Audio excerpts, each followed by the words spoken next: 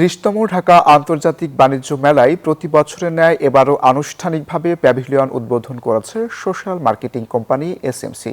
অনুষ্ঠানে উপস্থিত ছিলেন এসএমসির ব্যবস্থাপনা পরিচালক ও প্রধান নির্বাহী কর্মকর্তা তসলিম উদ্দিন খান ও ঊর্ধ্বতন কর্মকর্তাবৃন্দ।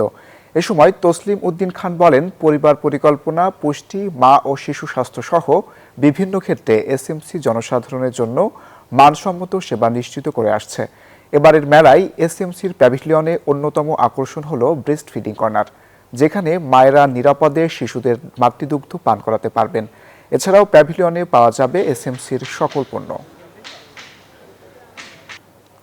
বাংলাদেশে শিশু স্বাস্থ্য, মাতৃস্বাস্থ্য এবং গর্ভবতী মায়েদের এবং অন্যান্য জনগণের স্বাস্থ্য উন্নয়নে সোশ্যাল মার্কেটিং কোম্পানি একটা ব্যাপক ভূমিকা রাখছে। সাধারণ যে মানুষের পারসেপশন, সেখানে যে এটা আমরা শুধু ওর স্যালাইন বিক্রি করি আর জন্ম নিয়ন্ত্রণ সামগ্রী বিক্রি করি, এর বাইরেও যে আমাদের আরও অনেক পণ্য সামগ্রী আছে, সেটা সাধারণ মানুষের মধ্যে একটা সচেতনতা তৈরি করা